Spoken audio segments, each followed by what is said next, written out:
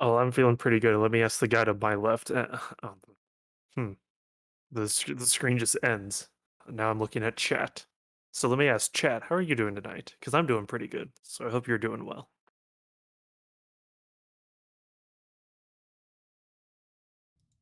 Good point. Good point, stream. No audio for me, just for Kong.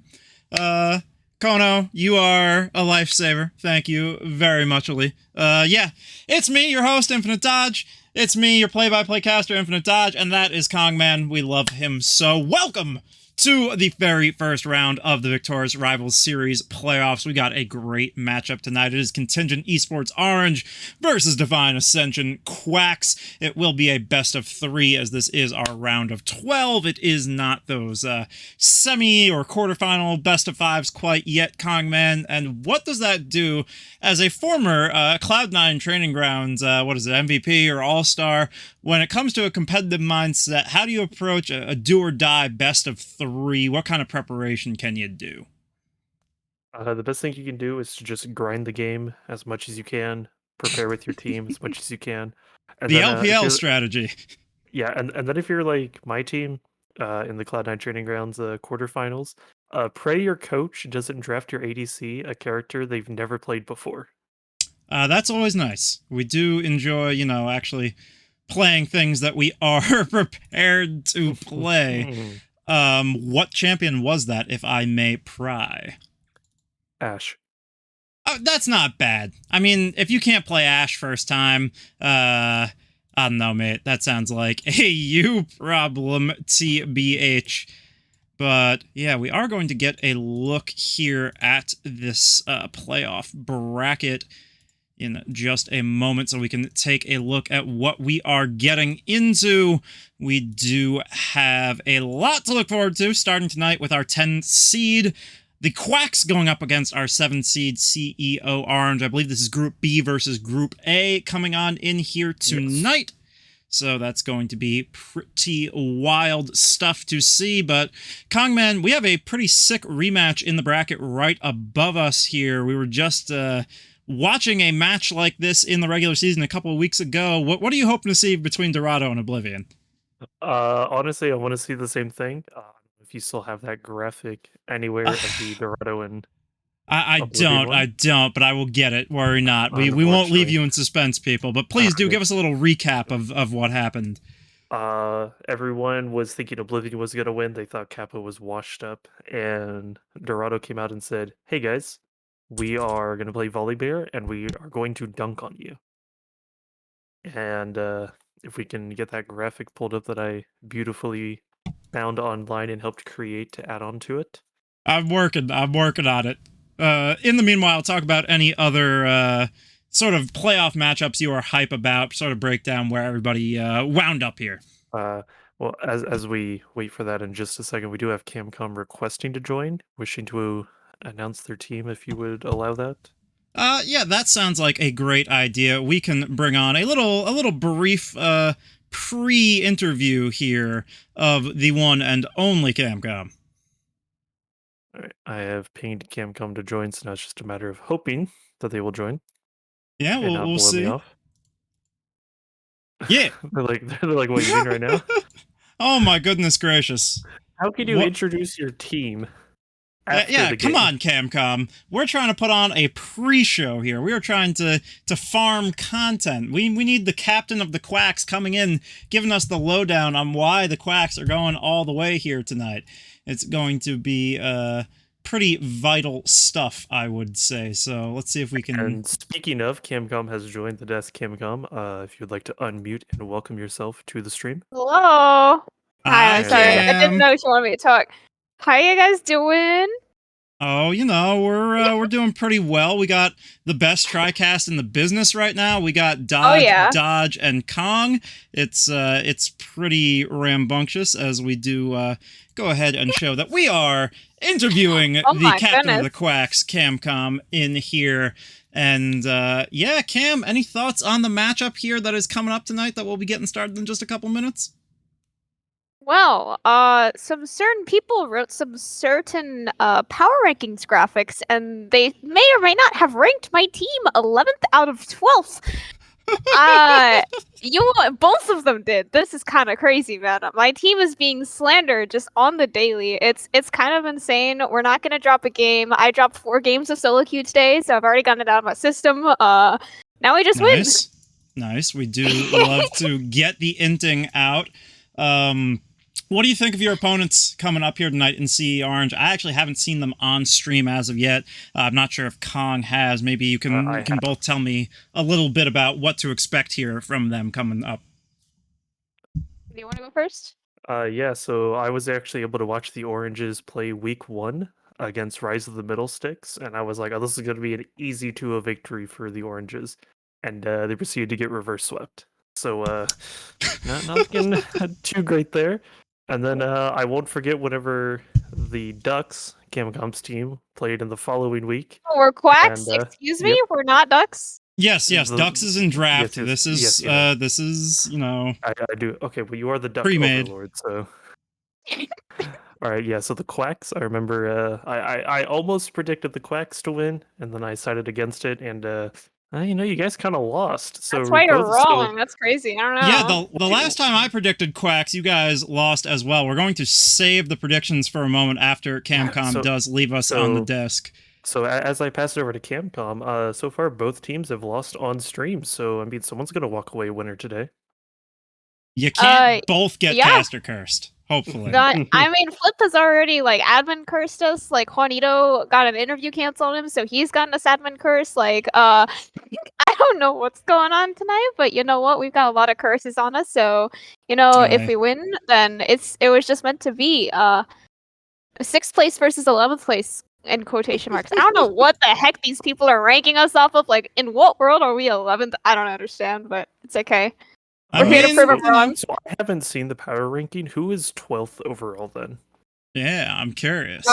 Raven's team. Okay, that's pretty funny. Cam, any closing words here for this little pre-game interview coming in? Do you want to make anything known to your opponents, your teammates, your fans, your supporters, anybody at home?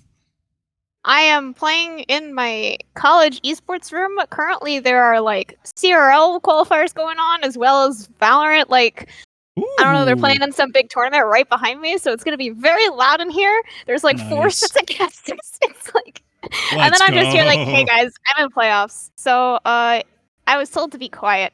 I will be very quiet tonight. Very poggers. Camcom, thank you for joining us. We will catch you perhaps after the games if the Ducks do go. Or I'm sorry, I did it too. Kongman did it to me though.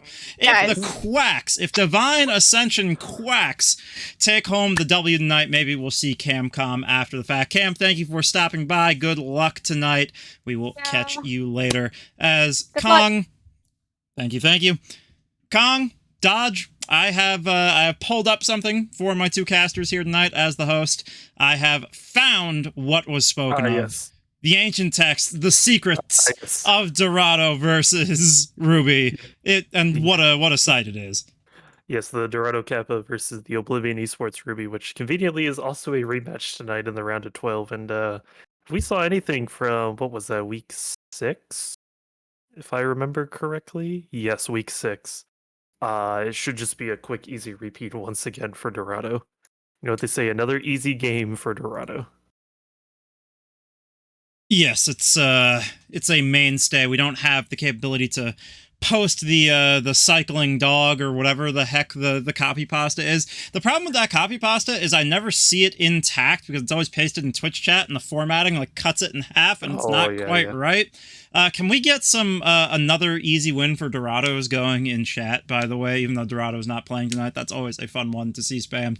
Becky Rita, I think, is the king of the Dorado gaming copy pastas, but speaking of wins and who will be acquiring them, it is time to speak of our individual predictions here. I, as the host, am willing to go first here. I cursed them last time. I don't think that luck is going to maintain true here tonight, Dodge, Kongman. I think it will be Quacks taking it here, but I am excited to hear from my casters. Dodge, what do you think is going to be going through tonight? Thank you, Infinite. I do appreciate you asking me my opinion. I think, and I speak for Shogun on this, who I am filling in for here tonight. I speak for Shogun on this point. They communicated to me what they wanted. We are both in agreement. It is going to be Quacks taking the upset here, coming in as the 10th seed. Shogun and I agreeing on the 2-1, as I just realized we haven't actually been showing the predictions. So that's the third Dodge's fault. The other two Dodges are innocent in this here debacle. And Kongman, what do you have for us? All right, so this season I've kind of been on the same boat with you all. The Quacks are looking pretty good so far this season. I mean, they are on a 2-game hot streak, kind of much like how the CEO Oranges are as well. Both teams coming off of a 2-game win streak, both 2-0s in the last 4 games, looking pretty good for them. But all in all, I feel like the Quacks just don't have what it takes. I mean, they are considered Oh 11th overall in the no! voting, so it is going to be a CE Orange game coming out here. Also, I mean, look at that. It's my 2 favorite colors right there. I mean, that's the Portal colors. They're like very generic colors, blue and orange. That's the reason why every movie poster for 15 years is blue and orange. The LEC is blue and orange. The LCO is blue and orange. It's the sky and human flesh tone. They're naturally complementary. They're opposite each other on the color wheel. They're a very common pair of colors. So, fair enough. It's a generic answer for best pair of colors to be matched up, but I don't begrudge you because it is inherently pretty satisfying. Can't judge you on that one. But that is the predictions coming through. And Kongman, we haven't discussed stakes yet for a prediction race for this split. Last split stakes on the prediction race was the loser would have to eat a spicy food, which that wound up being me. I wound up having to eat a bowl of spicy shin ramyun with a bunch of added extra spice on top, and that was quite enjoyable. I did have fun doing that, despite the third-degree burns that stuck with me in my mouth for a little while after. You came up with an interesting idea for what we should do as a punishment for the predictions loser this time around, though, and I think that's play a champion of some sort that whoever loses wouldn't want to play all the way to Mastery 7. Why don't you tell us about what your nightmare champion to play to Mastery 7 would be and why? Listen, you all hear it all the time on stream whenever it gets picked, whenever I talk about what is a good champion to ban. And that's none other than Trundle the Troll Master. He is, look, I understand that a lot of people would put him S or A tier, just a really good champion all around, but I've played him like twice. In both games, I had 0 fun playing him. It literally felt like I was a monkey pressing buttons on a keyboard, not having fun, and I'm like, pros play this and have fun? This is 100% boring. To be fair, Kongman, are there any champions that don't feel like you're a monkey just pressing buttons? Isn't that sort of the definition of Yes, League of Shyvana. Legends? I don't know. I don't know about that one, matey. I'm not quite sure, but Aphelios. yeah, I'm gonna have to go ahead and I would actually have to say that is the prime suspect for a champion that feels like you're just pressing buttons, because nobody knows what Aphelios does. Okay, that's understandable. Yeah, exactly. But one thing I do know, Kongman, is that we are just about ready for draft here, so I am going to throw it to my casters. Dodge, Kongman, have a great night. I will see you guys for the post game, but we will be starting shortly here, so thank you so much, Dodge, for that handoff. Here we are. I am not Shogun. I am Infinite Dodge. I am joined by Kongman. We got Game 1 draft going to be starting any second here. Now, Kong, what do you want to see out of these teams? I've been watching, trying to keep up with Worlds all day today. Rest in peace, NA. Check out my awesome Worlds hoodie I got at play-ins, or at groups, rather, by the way, back on Monday.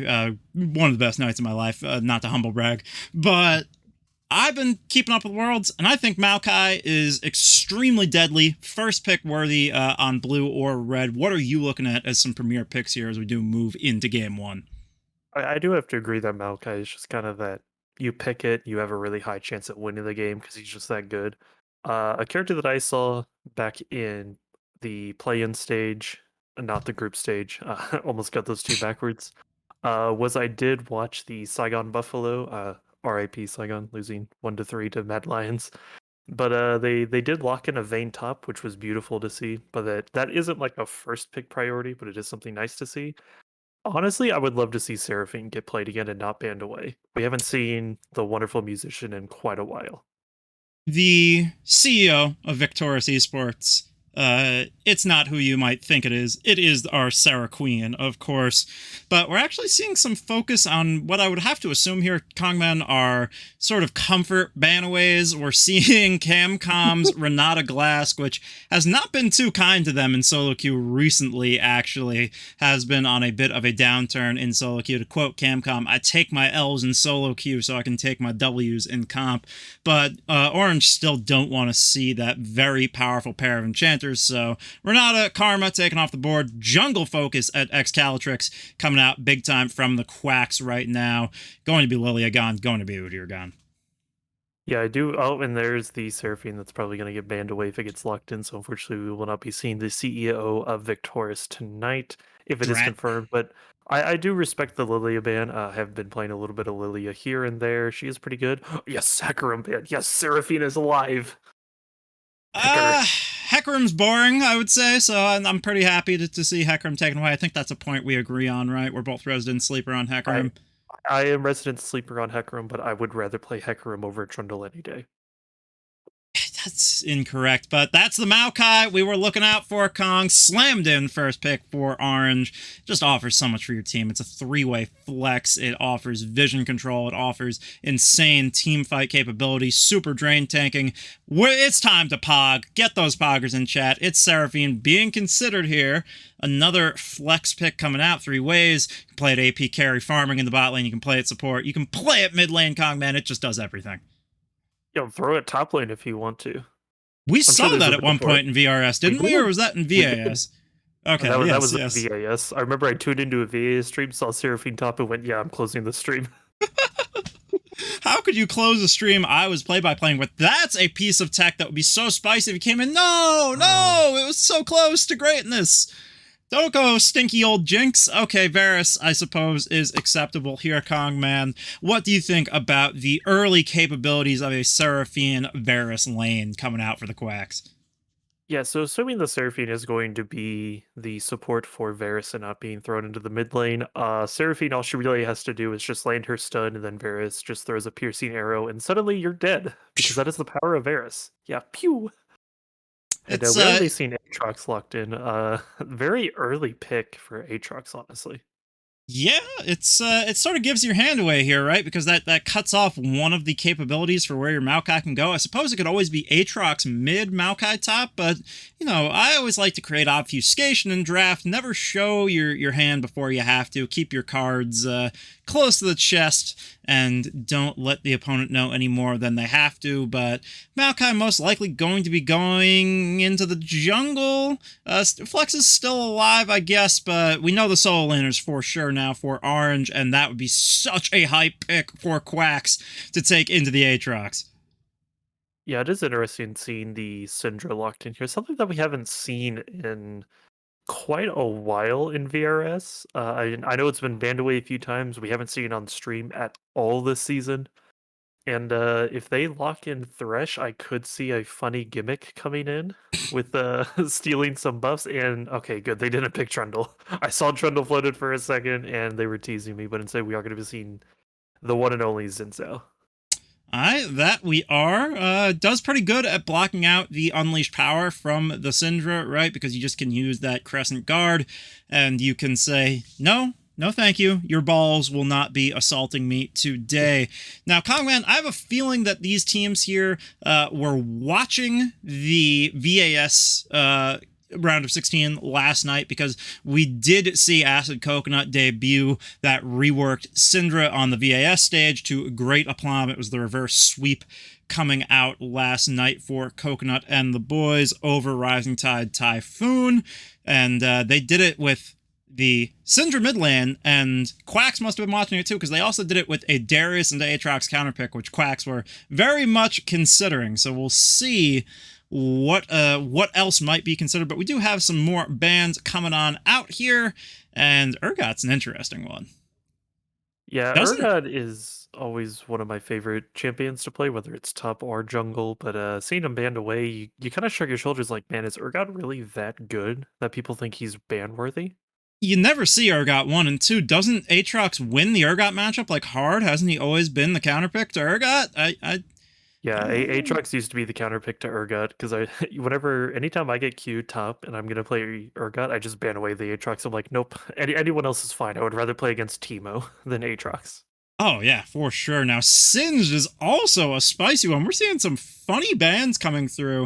I'm not sure if Paradox Creator may be taking some steps out of JoJo's playbook, playing that Predator Singed. But instead, instead of fun run Predator Man, maybe we're getting something a little bit more interesting, Kong. Yeah, we might be seeing a Swain here locked in. Could be interesting. Swain could be the support or mid lane, so once again would be a good flex with the Seraphine. Yeah, yeah. And okay, so now it's Origin's turn to pick. If they pick Thresh here, I really hope they do the funny gimmick with Syndra. Do it. What is the funny gimmick with Syndra? So Where she W's the buff and takes the lantern over the wall and throws it over the wall. That's great. I would love to see it. Back to her teammates. Who cares about winning the game? Just pick the Thresh for the lulz. I want to see it now. Yeah, do it. Come on, Orange. I know you're listening to stream. Pick the Thresh.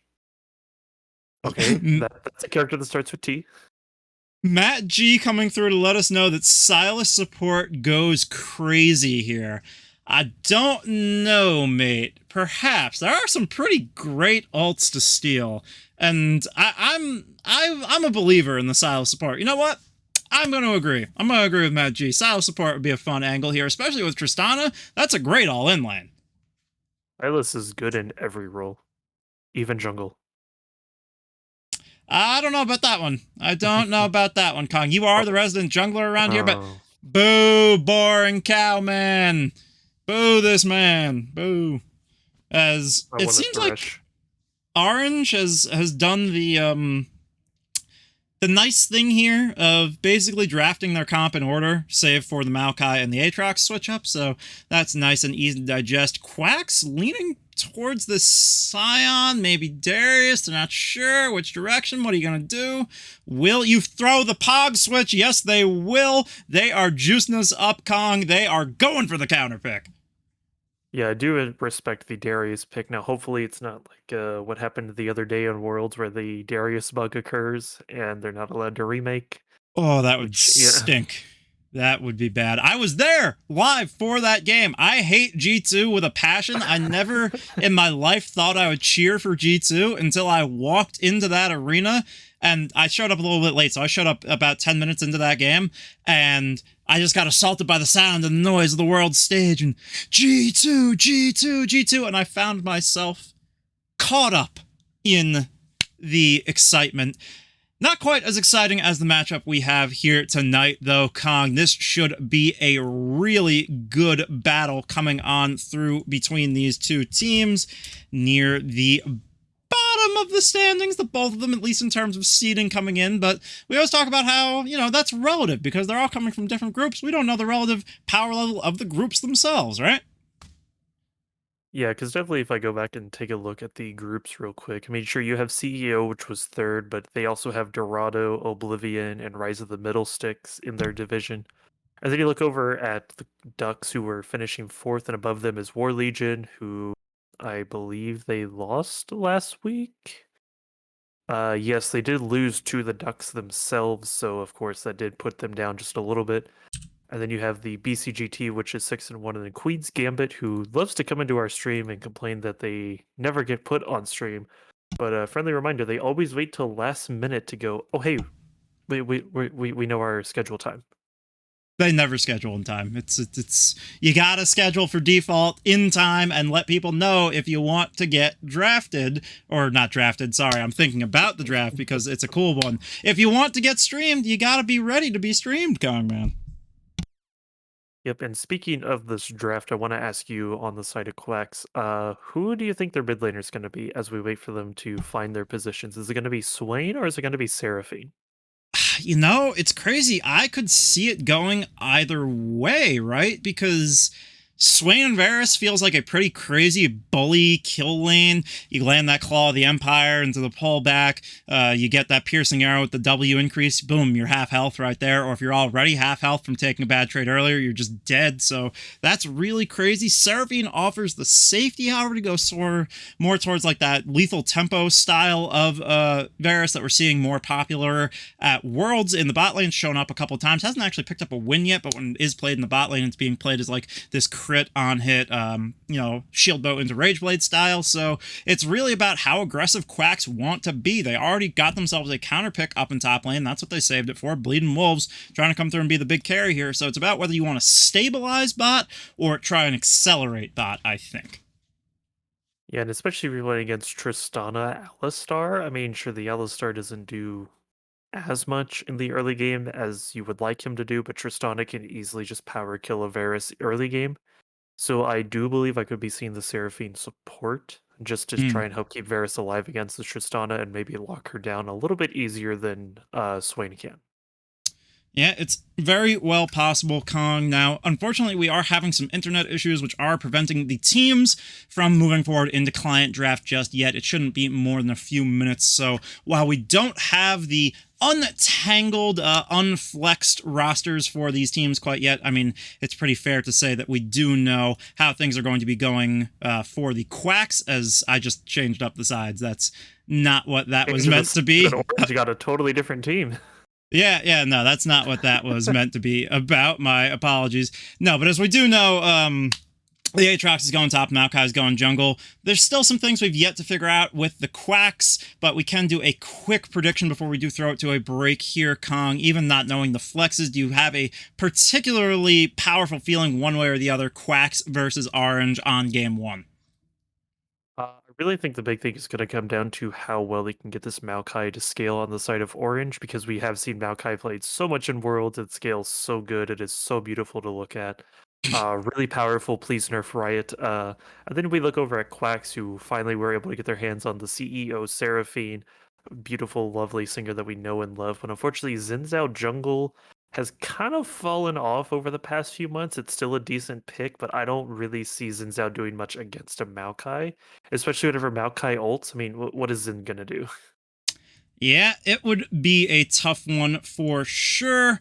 So does that mean you're feeling Orange for game one here with that still assessment? strong Orange.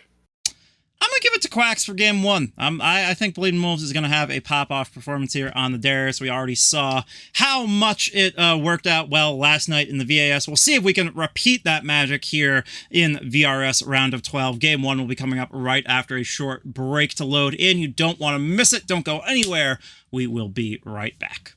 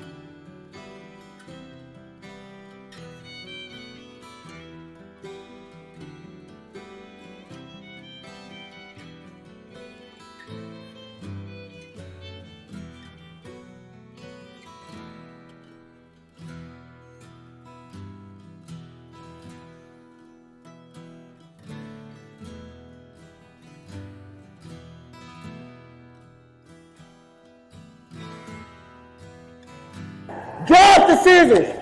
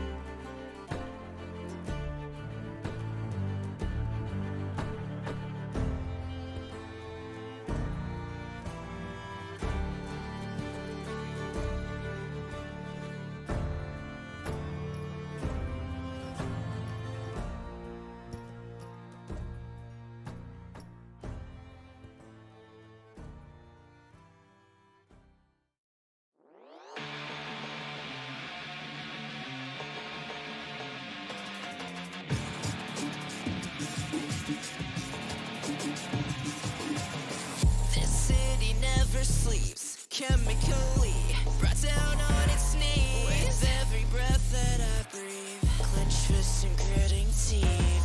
Tonight the energy flowing in me is waiting for relief. Thunder beneath my feet, I sight you on the light until the dawn. The darkness falls, and the moon's control. A ballad in my bones, a spark to lead us through the shadows. Can I fight the way before me? Coursing through my soul, a road to guide us through the sorrow. Can I calm this storm inside me? This electricity, a part of me that's under pressure, charged up, my fuse igniting, a sight you wanna see. I'm hellfire pointing to the sky, gonna make the earth shake, cause you can't contain me. Voltage bursts through the black of my eyes, put my finger on the trigger and I'll shock you, baby. Against the odds, I take time till the dawn. The darkness falls, the moon's control. A ballad in my bones, a spark to lead us through.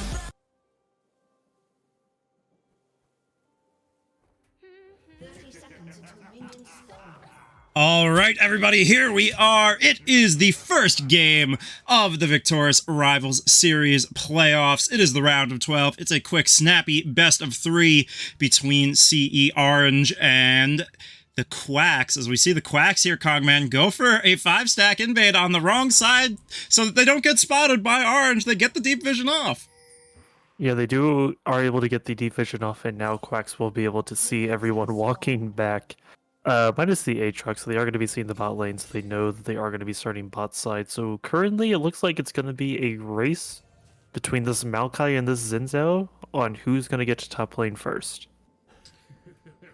Yeah, we'll see who can affect this very volatile matchup. At least I'd expect it to be volatile with these two fighter champions that really want to carry through the top lane. Now, last night we did see the Darius used as a counterpick into the Aatrox, but it actually went down pretty hard early and sort of had to be bailed out by the success of his teammates. Did eventually pop off and find lots of success in that game. It was a shellacking.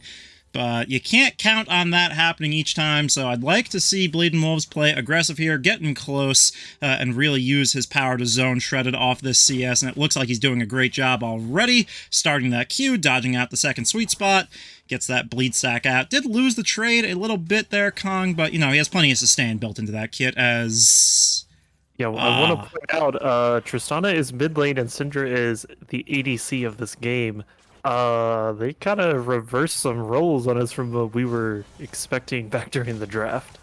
Indeed, we thought it would be a certain way, Kongman. We made some assumptions, and now we see why you never do that. And I guess it makes sense, right? Because the way that Syndra works now is she doesn't scale with levels anymore. Her passive is not based on how many levels you get in your abilities. It's based on hitting spells and killing cannon minions, which you can do just as effectively from the bot lane position. And Syndra has been a viable mage bot laner in the past already, so she only gets better in that role now. I think it's a pretty cool adaptation from Tex here as we see the all-in coming in. That's the great flash shove backwards onto Cam, who is ticking down off the Ignite, but the trade back onto Ponyboy's pretty sweet as Juanito almost taking him out with that piercing arrow. Goldfish trying to get around between Bleeding Wolves. He gets all the bleed stacks onto Shredded, but that's not going to be enough to take him out, and now he's trapped behind a tree and an Aatrox. Where can he go? He has to pop the flash and the ghost, but Goldfish can't find the vision to lock him down as Hayden is here in the backup position. Gonna help him just shove this out. No, take the win, becomes lightning under the turret. What are you doing, Hayden? You go down. It will be first blood over to Orange. So I do enjoy the play that Hayden had because I did used to dabble a little bit in the days of Zinzao. But unfortunately, Zinzao has been nerfed quite a bit that he doesn't have that all-in potential anymore of being able to dive. And especially with no items whenever he tried to dive, you can't kill an Aatrox like that. Oh, it's tragedy, Kongman. Absolute tragedy coming through for Orange, or rather for the Quacks here at the opening gate of the first game. At the very least, Bleeding Wolves, gets out of dodge, but he's going to be feeling pretty piffed. I would assume that his jungler just fed his opposing laner a kill, and now Cam trying to back up the jungler once again, out of mana, however, as Hayden actually does get the heal coming on through, but it won't be enough. It'll be the one-for-one trade, jungler for jungler, but Jet is going to get the resets, is going to find Camcom, who has no flash, is just a lamb to the slaughter here in this river fight. These teams are not letting up on each other thus far, as now Juanito trying to find the kill. He's going to pop the heal to get the movement speed, to get the last auto attack that is needed, but can he escape with his life? Yes, he can. No scatter of the week for Tex going to land, as the fighting just never stops here, Kong. It's Bleeding Wolves and Shred at each other again. Yeah, usually we normally see in the top lane, them just kind of do a little dance, a nice little tango towards each other, but now Shredded and Bleeding Wolves are like, listen, man, this is my top lane. No, this is my top lane. This is a lane for the brave, for the bold. This is not a lane for weenies. As a top lane main, I can say that if you're not going to top with the expectation of either suffering or making your opponent suffer, you're not playing the lane correctly. Yeah, we are here at the Salty Spittoon and not Weenie Hut Juniors. Precisely. Welcome to top lane. How tough are you? How tough am I? I played Vayne top. Yeah, so what? And I didn't buy coal. Oh my goodness.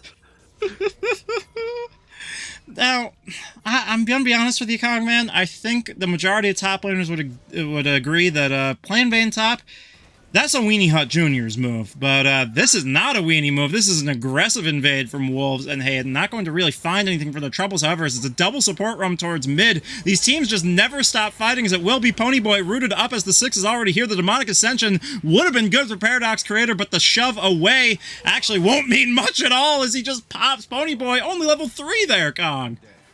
Yeah, Ponyboy only being level 3. I mean, he does have all 3 abilities, which is what Alistar needs to get the ball rolling. But unfortunately, being level 3, fighting a level 6 and a level 4 is not that very useful, is the correct word I'm looking for.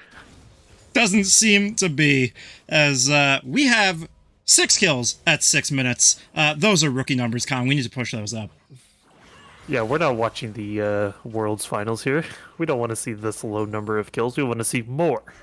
Yes, indeed we do, and that might just happen because we got the all-in going through, but Shredded isolated from his team, expecting his jungler to get there faster, goes into the World Ender, but it means nothing at all as Goldfish forced to retreat. Just the nice 2v1 coming out, but Hayden, I've seen this song and dance before. He's going deep. The Eye of the Empire might help him out this time. No, it does not. It's Goldfish once again. I mean, he must be in awe that they keep trying to dive him, man. I don't know how this man is surviving for so long. I mean, sure, he did have the turret aggro helping kill the opponents and all that, but man, this Goldfish should not be alive. No, he's been taken out of the nice, like, 20-gallon super aquarium with the filtering and then the active, like, biofiltration, like, antibacterial stuff, and he's been put in, like, a bag at a carnival, and yet somehow he has just persisted. He has not gotten dropsy. He has just kept on swimming about, so he's in a great spot, and Kongman, this is not the champion you want to be giving gold to and accelerating his scaling. No, especially now that he has a 150 gold bounty. CEO now has a 500 gold lead, which I'm pretty sure most of that is on Maokai himself, considering the fact that CS around the game is currently pretty even. No, he actually has about a 200 not CS, wow, that'd be a big jump. 200 gold lead over his opposing jungler. Yeah, so it's a little bit more distributed than we would have thought, but in a lull from the fighting and the killing comes a time for quiet reflection, a time for objective taking, so that will be what happens here in the bot side, as it will be the Quacks who claim first Dragon Blood, but it looks like the trade, the handshake, will be for that first Rift Herald. Yeah, I do understand picking up the first dragon here. It does have its benefits, but also picking up this Herald first is better than the first dragon, especially if it's Hex Dragon, because you're not going to have a Hex Soul. So grabbing this Herald is going to be really good, because it's going to give you an opportunity to crack one of these lanes open, and with Maokai already at 6 with these types of items, it should just be an easy Maokai game from here on out. Yeah, we've already seen him drain tank to oblivion, stay oh so healthy, and laugh as his enemies die around him. We'll have to see if that trend continues. Ponyboy's starting to get a little more resilient. Ate that beat drop, but didn't suffer too much for it. Still only level 4, though, to the double level 6 of the opposing bot lane. Those failed roams getting punished pretty heavily. And Hayden still down here, despite getting spooked off that red buff by the opposing support. Still hanging around, trying to find some sort of plays. We see Bleeding Wolves and Shredded just not leaving each other alone. It's a frisky top lane, but here comes the bot lane extravaganza as well. These side lanes never stop fighting as the Flash going to come out from Bleeding Wolves, but finds nothing, had no pullback available, and it looks like Hayden is giving up on the dive. So this will be an unanswered play up here in the top lane. It should just be Bleeding Wolves going down, although he does find some good healing. No, finally the cross map comes through, but the Encore finds nothing. Hayden will fall under the turret once again, but at least they do pick up 1 for 1 as Bleeding Wolves actually outplays this. Are you kidding me? Now, don't make the same mistake again. Don't go over chasing this Maokai under turret. Take the 1v2 outplay, crash your wave, and leave. I think he's going to get greedy here, as we do see they are going to be taking place in the bot lane.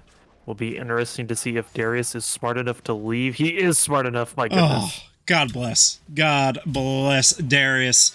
In the Noxian we trust. Up 20 CS now, Kong. 150 gold shutdown, and a lovely sequence of play from Bleeding Wolves up there. Yep, and one thing I do want to point out over with Hayden on the Xin Zhao, currently 1 in 4. 3 of those deaths have been to the turret.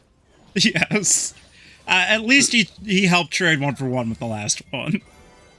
Yeah, so he at least has provided a little bit of value to his team. I mean, the Ducks are tied 6-6 with the Dragon. They do have a 1,000 gold lead, which isn't that much right now, but I know late game that 1,000 gold could add up to be detrimental for CEO. But Tristana is also just kind of enjoying this lane at the moment. Yeah, Tristana not feeling too punished, but likewise, the attack damage carry for the side of the Quacks has been having an easy time as well. 90 CS up a 17 here, been farming very smooth and easily. 2 kills, has the first mythic of the game completed as well.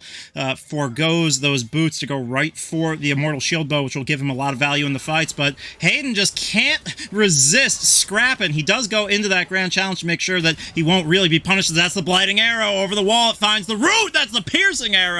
Does not find the kill as Ponyboy manages to sidestep the hail of arrows. Man, Varus has a lot of arrows.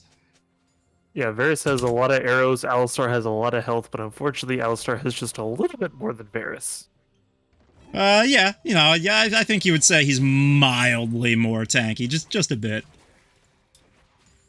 Man, I'm man. I'm laughing at the person in chat saying, to be fair, Darius is cringe. I mean, yeah. I would say he's about a B tier of the most cringe top lane champions, because, like, there are champions that beat him. Like, it's fine.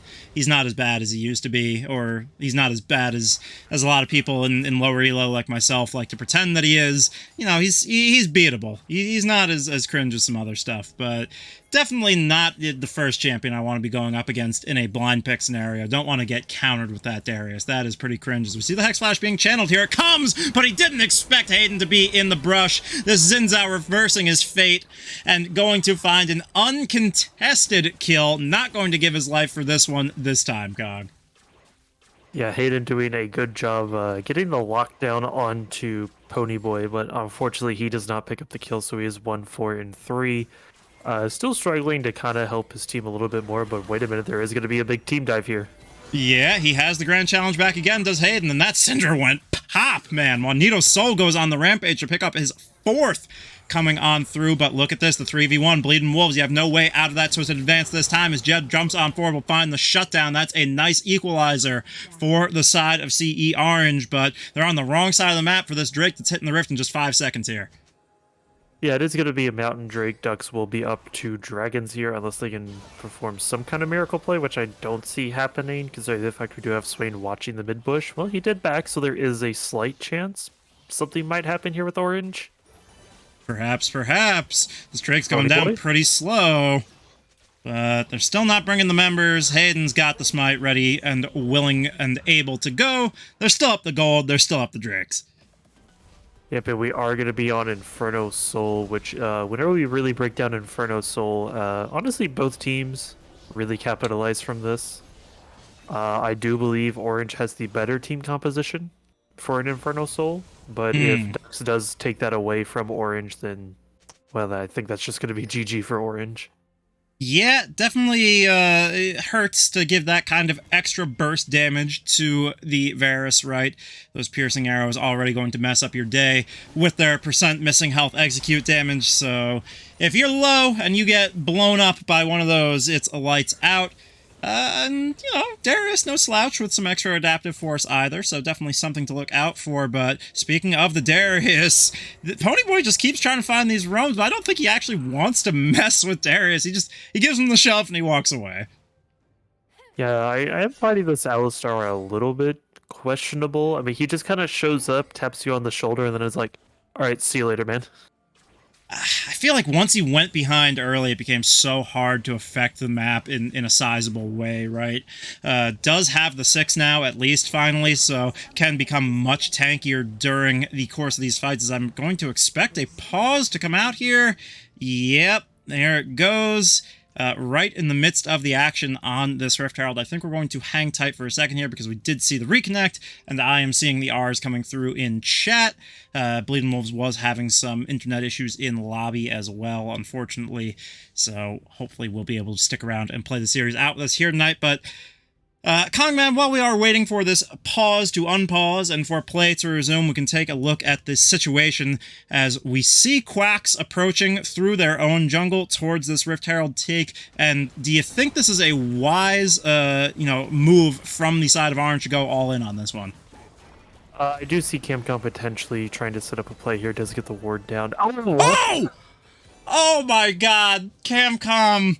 That's why you take the L's in solo queue, so you can deliver the W's to your team in comp, finds the steal, just perfectly layers those damage abilities on top of each other to burst it down, and that feels so bad for the side of CE Orange, who are already behind and now have to deal with an avenue that they could have gotten back into the game being taken away. I am still speechless after that steal. Sarah Queen, baby. That's just how it goes. Yep, Seraphine herself played her music, left me speechless once again, and much like being speechless, Alistar is not in a good position. That CC chain was so nasty. Thankfully, the ult going to keep him alive as Hayden does tank another turret shot coming out here, but shouldn't be in too much danger with the entirety of the team right there. Going to turn around onto Tex, though, might just mean that he's in a bad spot. The Gore Drinker healing is pretty decent, however, but Jed will pick up the first kill. Is now shredded in the backline. Is going to be wreaking havoc with that Eclipse. Going to be doing so much damage, as is Paradox Creator, however, with this Leandre. He's burning through the midst of the team, but the Quacks just don't have the juice left in the tank. It looks like without their Darius, with Juanito being shut down to actually convert on any more kills. So that's a nice 1 for 2 coming on through for Orange. Yeah, Hayden doing a really good job with the Gore Drinker already getting healed up, was able to tank an extra tower shot. Did unfortunately go down, now currently 1 and 5. I swear, he dies more to turrets than he does to the actual opposing team. And you know what? You wouldn't have it any other way with these diving champions. This is VRS. This is what we come here for. This is the best that Plat Diamond has to offer. We love to see these aggressive teams never stop looking for advantages. In this case, it's just, taking a while to stick for the side of Quacks. Eventually, there will be a clean dive. I feel it in my bones. Yeah, it will be interesting to see if this clean dive ever does actually come through, and also which team it's going to be for. I would really love to see this Alistar get back into this game, full dive a full 5-man group, ult them, lock them down, and then just get wiped. I don't know. That might be a bit painful for the Alistar side. One thing that is looking good for Orange right here now, though, Kongman, is that they have reestablished that vision control in the river just ahead of this Infernal Drake spawn. You were talking about how good the Infernal Soul, how good a 4-stack Infernal Soul would be for this bursty team with the likes of Tristana and Syndra, and they're putting themselves in a decent position to at least cut off 1, keep that stacking from continuing for the side of Quacks.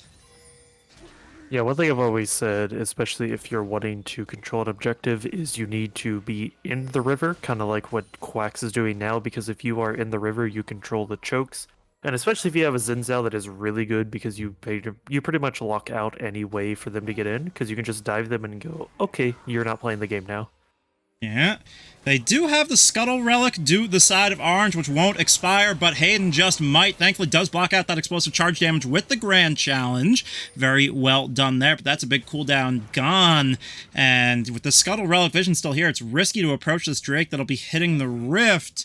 Ponyboy pretty low, however, so it's a decent enough trade. They're going to be down a member, essentially, or Orange, and now it might just be 2 with Goldfish getting pulled in the team. CC chained and dunked on.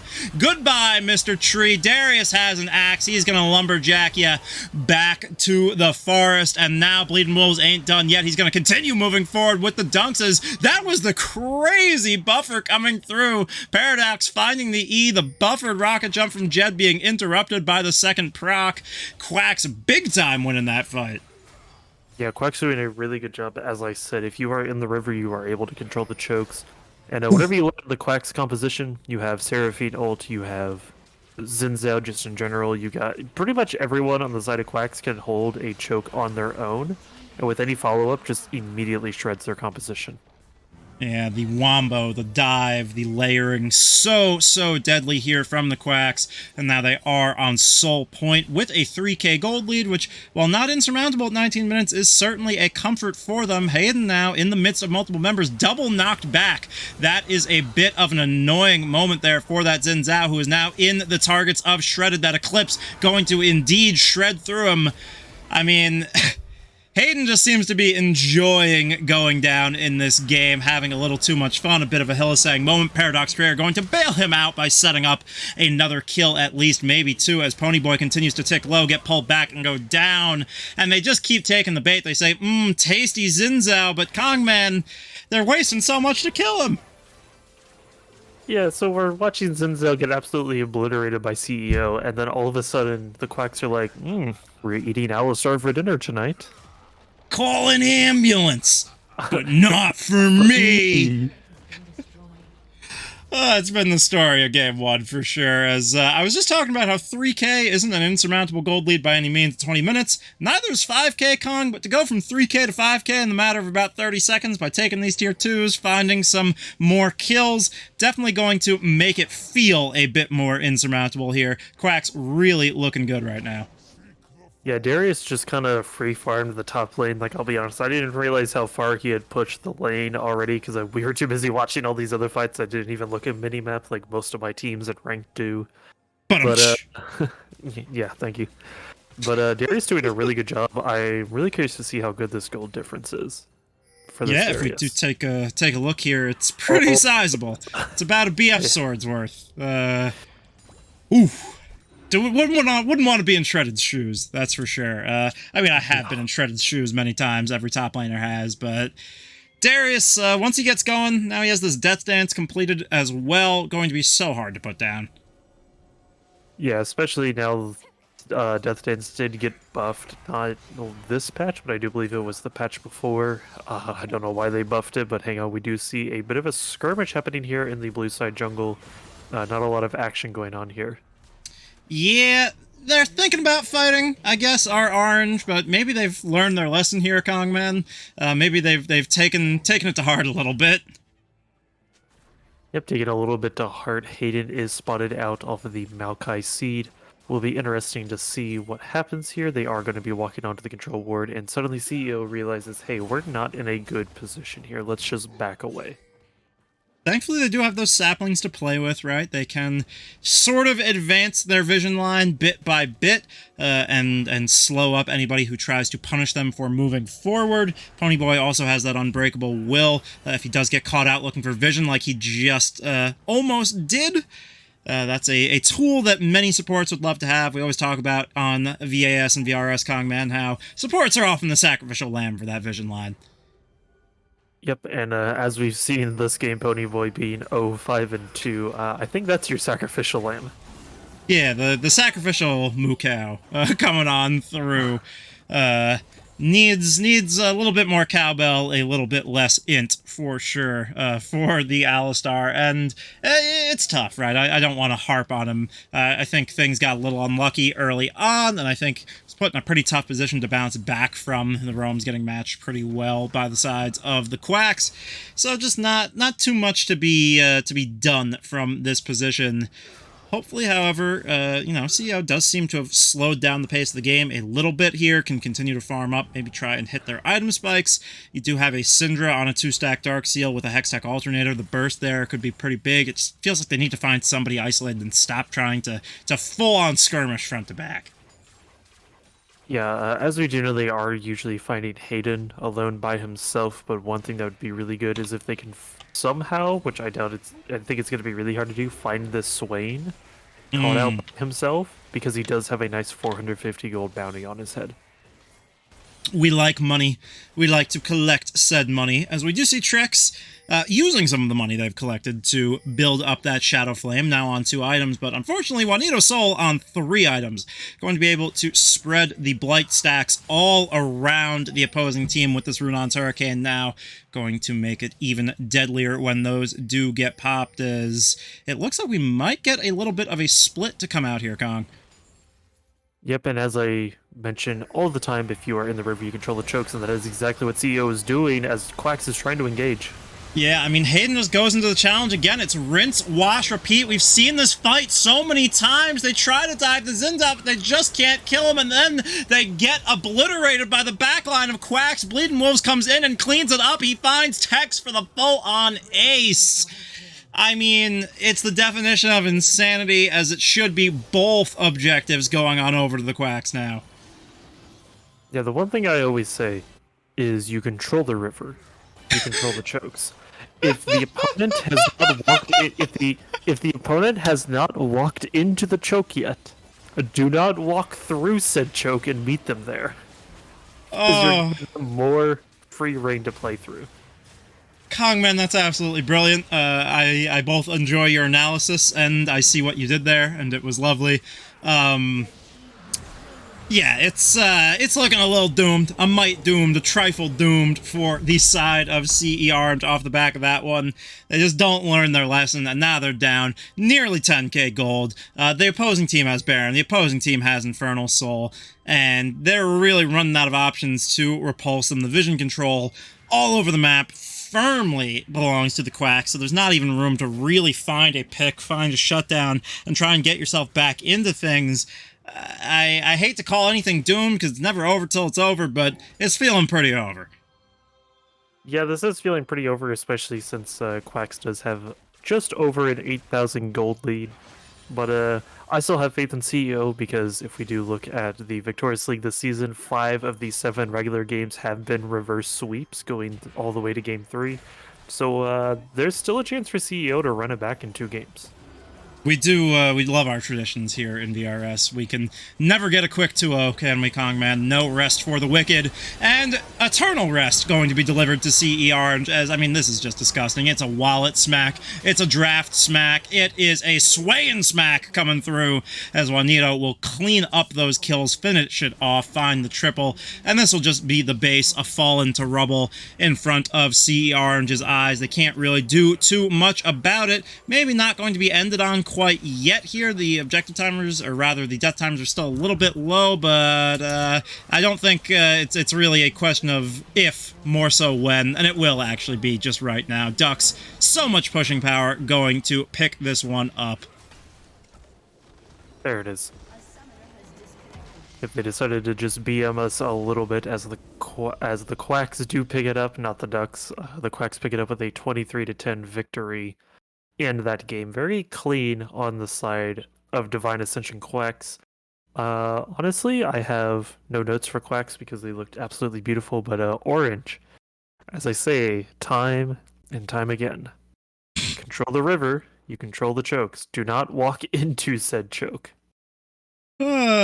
You know, there are some lessons that take multiple games to sink in. Unfortunately, you don't have the luxury of a whole lot of games here tonight, as Quacks do go up 1-0 in the contest. They just need one more win here tonight to lock themselves a ticket onward to what I believe would be the quarterfinals here. So definitely going to be a nice achievement for them if they can do so. We had Cam on the pregame show, the captain of the Quacks, talking about how they are a little bit miffed that the Quacks have come in very underrated, according to the combined consensus of the Quacks players, being put at 12th out of 12, I believe, in the power rankings, or 11th out of 12. Yeah, that's... Yeah, they said 11 out of 12 with Oblivion Ruby in 12th. Well, you know, after the last time we saw Oblivion Ruby, that doesn't surprise me too much, Yeah. but... To be fair, I have yet to see this power ranking, so I'd like to see just how accurate it is, because right now I don't see the Quacks being 11th, but there is still a chance of Orange to come back. I can already see Equal Trace, the coach of the Oranges, probably taking them back into the locker room going, all right, listen, guys, we need to do something here. And clearly what we're looking at right now is not the plan. Yeah, definitely so. We will see what that adjustment will be on the other side of a short break, so stick around. We'll see if Contingent Orange can even it up in Game 2, or if Quacks are going to find the sweep. You don't want to miss it. Stay tuned.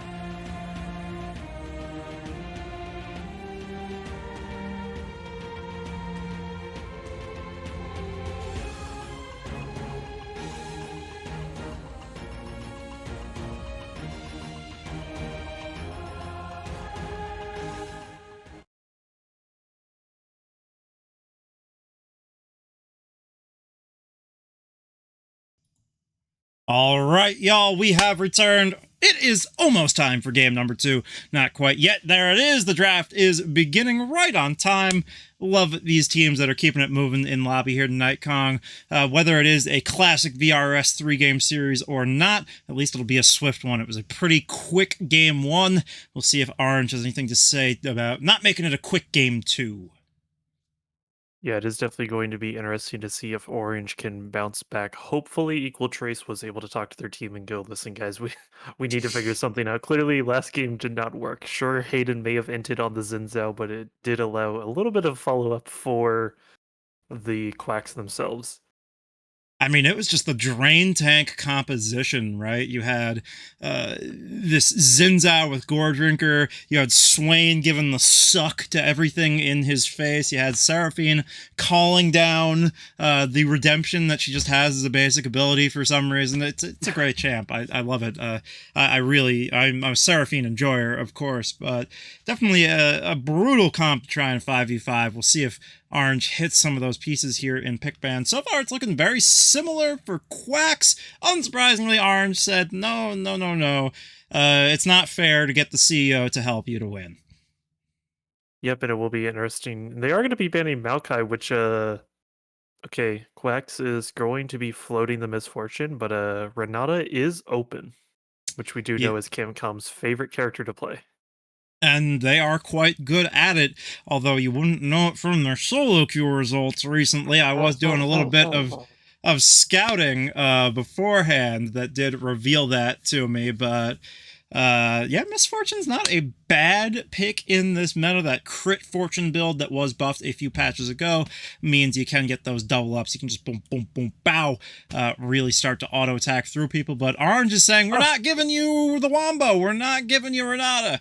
You can have the bullet time, but you can't make us fight each other inside of it. And they are going big time in the jungle role. No more Maokai, no more tanking, no more boring stuff, Kong. They're going for the big, strong Viking man. Yes, big, strong Viking Olaf is always fun to play, but it could also be a nice top lane flex. We have seen Olaf picked into the top lane every now and then in the VRS with some decent amount of success. True. Speaking of a decent amount of success, we are seeing Quacks locking in the Soraka. Oh man. You seem to have an opinion about Soraka. Soraka's just stupidly busted. Assuming that you pair it up with the right champions, I think it's one of the most powerful champions in the game, and Riot never lets it not be. Every time Soraka just gets, like, disgustingly common every game, they're like, fine, we'll nerf it. And then, like, within a patch or two, they're buffing it again, and then it just goes back to being stealth good until it's so busted that it shows up every game. And I think that's a great champion to pair Soraka with. We saw how much the Zinzao could drain tank in game number 1 just on his own. This is thought of as a decent, jungle matchup into this. We need a Kongman Resident Sleeper emote for the Victoris channels. I have spoken it. It must be done, but Kongman, it's a fine response into Zinzao. Come on now. It's Trundle. It's Trundle, isn't it? He's Trundle. He's coming through for the orange. Listen, if we're going to have a Kongman Resident Sleeper, here's your picture. Lovely. Somebody screen cap that. You have plenty of time. Someone screen cap that. Yeah, somebody go back to the VOD, screen cap that. We'll get it. Don't worry. Perfect. We'll make sure that's incorporated. But going back to these bans, we're not going to be seeing any of the same solo laners, it looks like, because Tristana and Swain, that's both the mid laners gone.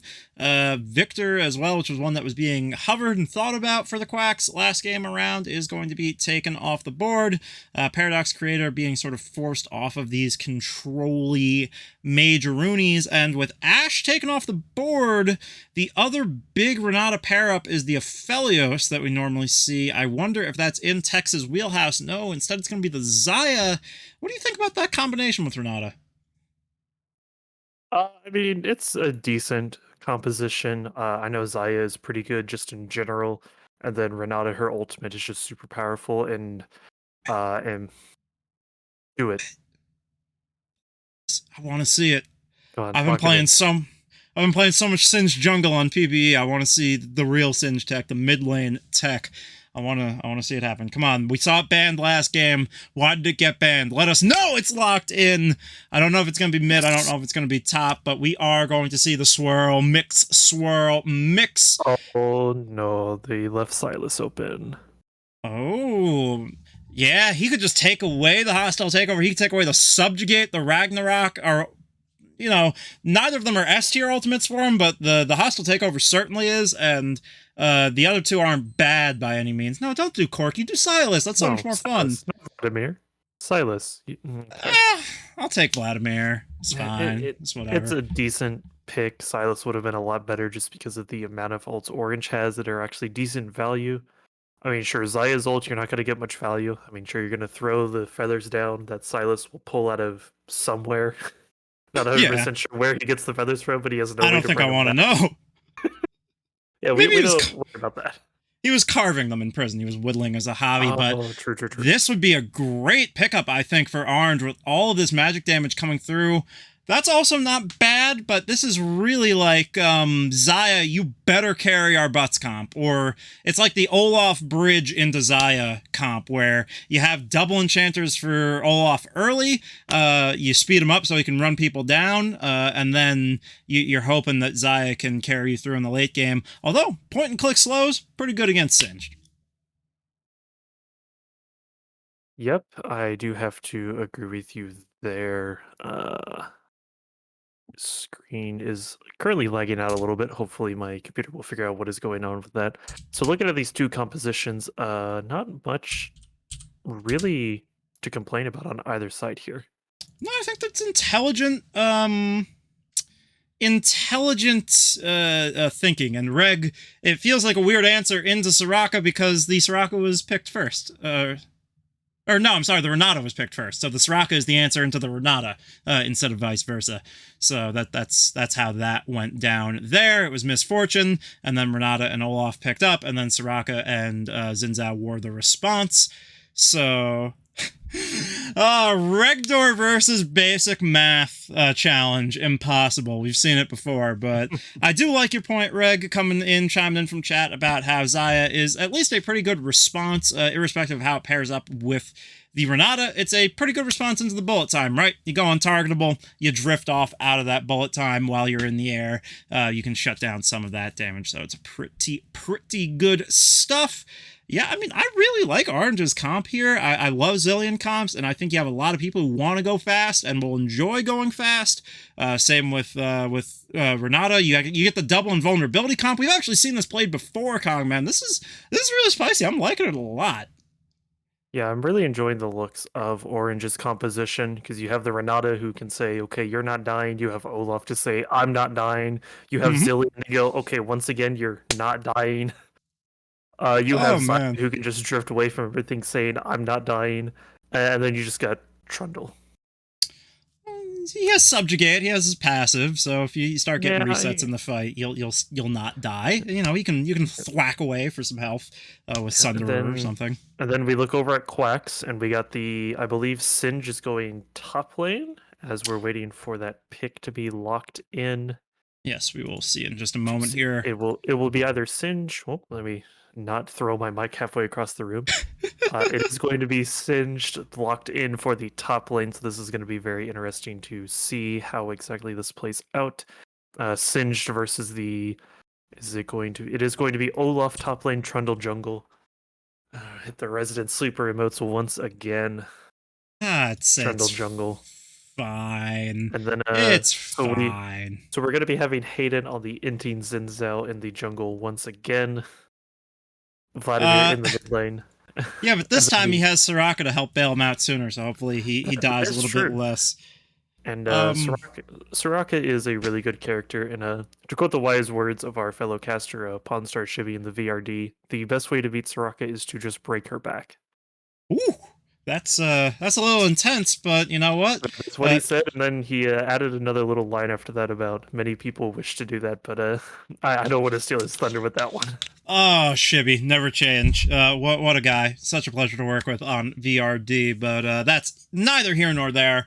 Kongman, let's briefly, I'm going to open this question up to the chat as well right now, but let me get your opinion. Who's taking game 2 here? Is Orange bringing us to match point, or is Quacks getting the sweep? So looking at composition here, Orange seems like they have a very unkillable comp if they are allowed to extend into the late game. Quacks has a very early game, push it to try and win early. So it's just a matter of who goes into the late game. Now, I predicted Orange to win, so I would like them to win to help my odds. But unfortunately, they drafted Trundle, which makes me not want to pick them anymore. But I'm gonna stay with it. 5 out of our past 7 games in regular season have been reverse sweeps. This is where Orange is going to bring the reverse sweep back, and Quacks will prove to themselves that they are truly 11th on the power ranking. I mean, it's spicy. Maybe you're right. I don't know if I necessarily agree with that assessment, but so here's the thing. I feel like in the ultra late game, Orange kind of runs out of damage. I know they buffed Zaya's like attack speed builds a while ago, so like if it's a lethal tempo, but like Zaya just never really feels like as much of like a hyper carry as the Jinx is, right? Or the Aphelios in the late game. I think I would like Orange's comp so much more if it was the Aphelios here instead of the Zaya. I'm actually really torn. I'm gonna give it to Orange just because if precedent and history have taught us anything here, Kongman, it's that VRS always goes to game 3. We will see if that holds true tonight on the other side of a short break. This could be Quacks finding the upset as far as the seeding and the power rankings are concerned, or it could be Orange beginning a long journey backwards to find the 2-1. We'll have to see how it does go. Either way, you're not going to want to miss it, so stick around. We will be right back.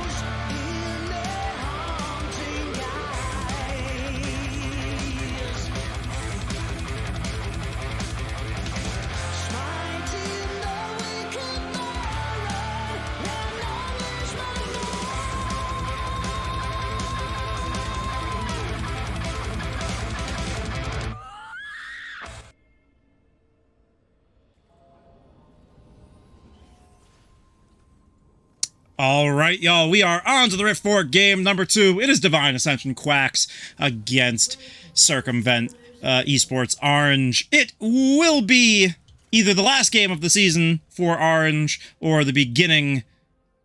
Well, I suppose it could be the beginning of the end of the transition towards the last game of the season for Orange. You know, these things go both ways, but suffice to say, they have to win this one, Cog. If they do have to win this one, and Goldfish is going to get spotted out hitting him with the Ramus OK emote as he That's slowly my favorite. slinks back into his jungle. Yeah, I do kind of enjoy the Ramus OK emote. I'm a personal fan of the confused frog that some of the people in Worlds like to spam at each other.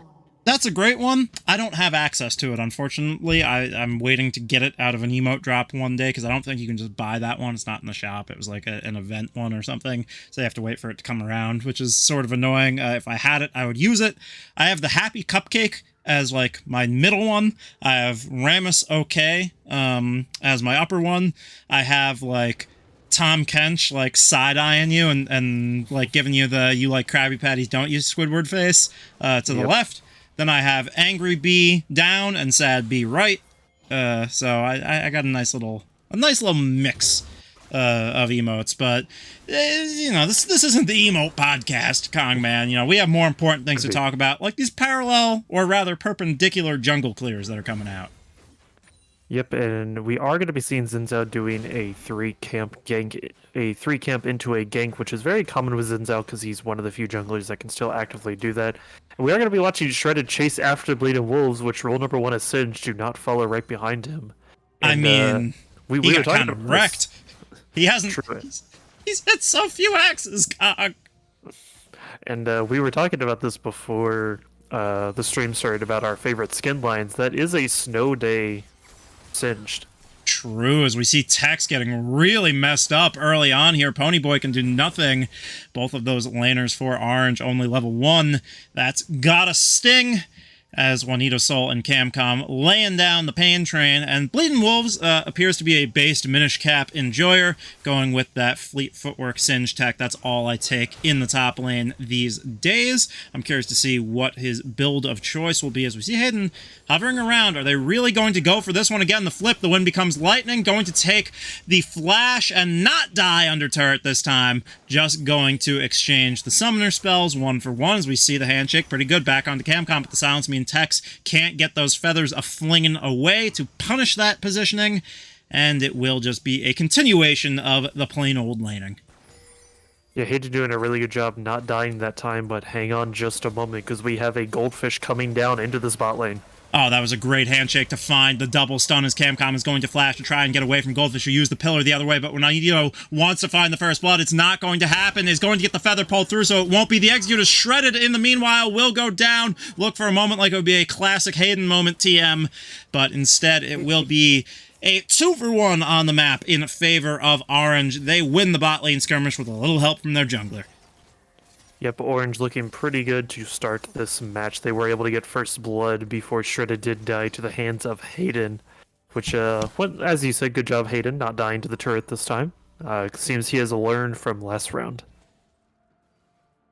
Learning lessons, Kongman, is always superior to wallowing in the same mistakes over and over again, and you know, I want to make a point here, by the way, about the experience of learning things, because we were sort of questioning this on the way into game. We both saw that Jed had no mastery on Zilean, or at least not the base level mastery 4 coming on in, but we theorized that maybe he has to have an alternate account where he's played a decent amount of Zilean, because Zilean can be so hard to farm with. His auto attacks are so pitiful, and the animation's so weird. They can be really hard to get used to if you haven't played a lot of him, but he is doing just fine here at the 4-minute mark with the 30 CS coming through. Yeah, one thing I do want to point out is that Vladimir did open with a coal for his first item. I don't know why my voice died trying to say the word coal. That is kind of very interesting. Coal. And speaking of coaling, here comes Goldfish ready to coal down this bot lane once again. Yeah, bye-bye, Juanito Soul. It was a good run. It was a good try. It was a good attempt as Ponyboy actually gets really low. Cam can't quite answer it with the auto attacks. The healing from the Starfall not going to be enough either. This bot lane really rolling for orange. It's the complete opposite scenario as we saw last time around. And you don't even need Shredded to be your bridge into the mid game. In fact, he's getting a little bit gapped by Wolves right now in the top lane, but that don't matter because your Xayah is so fed already. Yeah, I know that I have always preached better top laner wins, but I think in this scenario, if Xayah is this far ahead already, I don't think it matters how far ahead this Singe gets.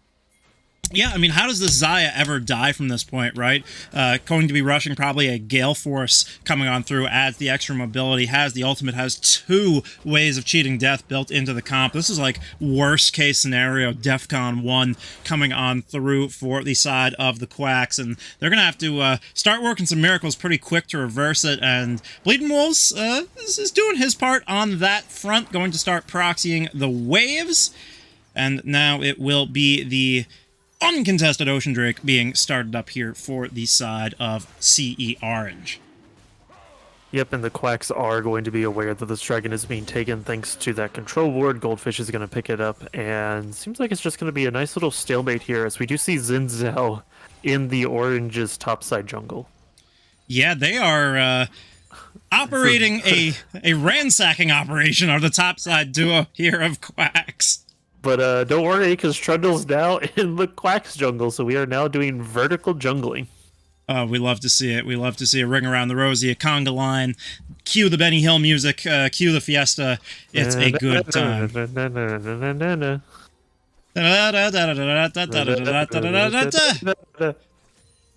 Good stuff, good stuff. Everybody comes here to listen to us, of all people, be musical. Shredded between 2 members he doesn't really want to see. Not going to pop that Ragnarok, going to be patient with it, but not going to get in onto the face of Bleeding Wolves here, who, with that fleet footwork, going to be pretty hard to catch. It's also a nice bit of sustain for the Singed if you are proxying, because even though Fleet Footwork's healing off of minions has been nerfed pretty hard, the tech it's much stronger on jungle monsters, so you can just walk over to the opposing Krugs, hit them once, walk away before they start hitting you using the burst of movement speed from the Fleet Footwork, and you can start getting like 100 health heals by level 6 or 7, where we see Bleeding Wolves at, as long as you're stacking some AP. Meanwhile, however, it's getting frisky down in the bot lane. Camcom and Juanito not ready to give up just yet, just because things have gone a little bit south so far. Yeah, we do see Wanatool spamming the frog emote that I was speaking of earlier. The nice little sideways frog. Yeah, Very beautiful to see. It's just nice. It's like scientifically designed to tilt your opponent. You know what it reminds me of, Kongman? You're a Yu-Gi-Oh enjoyer. Reminds me of Totally Awesome. Totally Awesome is a card that's designed to tilt you off the face of the planet. As Goldfish just will not leave them alone, man. Heal popped on cooldown, essentially. Yep, heal on cooldown with the Draven thumbs up being thrown back at them. Not the frog that we know and love, as we do see Singe once again taking Olaf's wave. And unfortunately, Olaf is kind of like, I don't know how to contest this.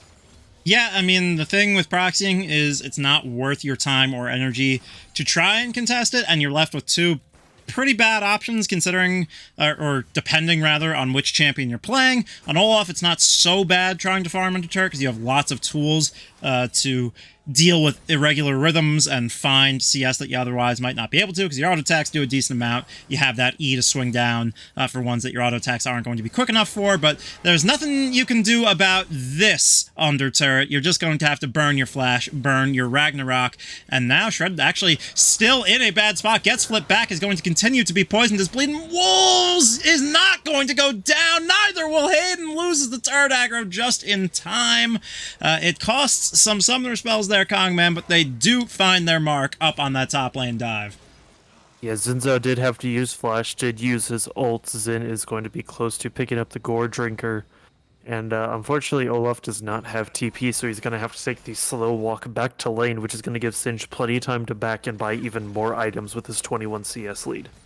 Yeah, that's going to come in hot and dandy. 1,200 gold means at least a Giant's Belt. Yep, looks like it will be either the Demonic or the Rylai's Rush. They're both pretty decent on that Singed up there.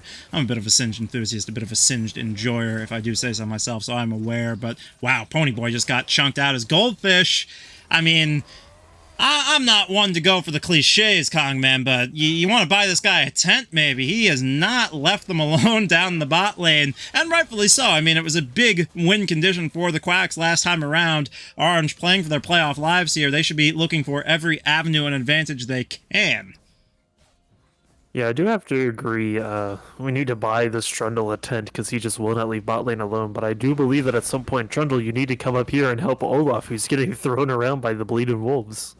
Yeah, that's also a bit of a concern, right? This repeated proxying puts you in a bad spot. It leaves you vulnerable. That's what I was explaining before. The fracas and the action and the diving had just occurred up top, which is that when you're getting proxied, you have two options. You can either try and farm under your turret as the waves crash, which can be difficult depending on the champion you're playing, or you can walk forward to hold the wave with your body, tank its damage so that you can CS it, as Camcom going to get forced to flash by that big trade coming through, but the return damage isn't bad either. But Goldfish is saying, hey, you can't interact with my bot lane.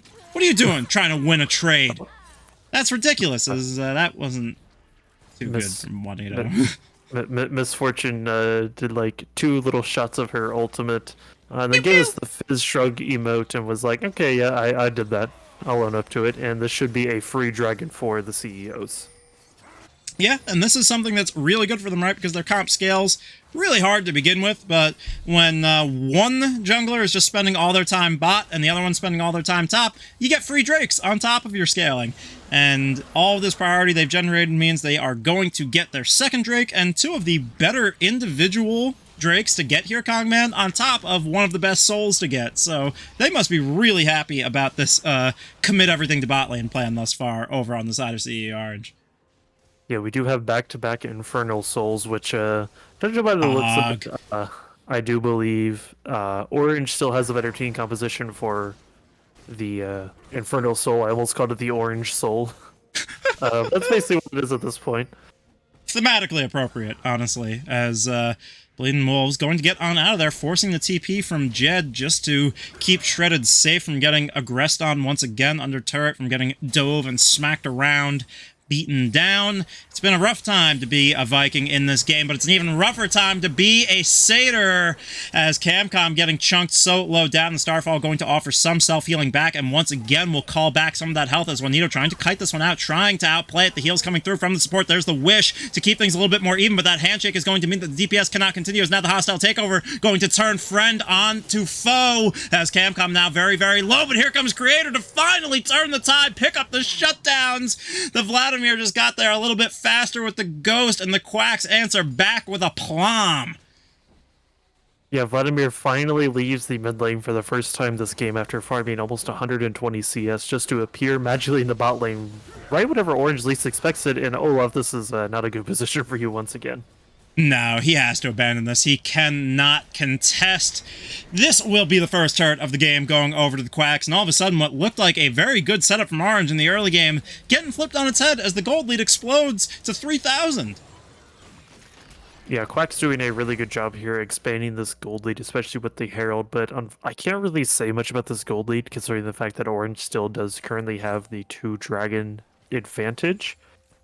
Which, I mean, we do know that gold means everything, but this does mean that Orange does have a higher chance of getting this Dragon Soul at the current moment.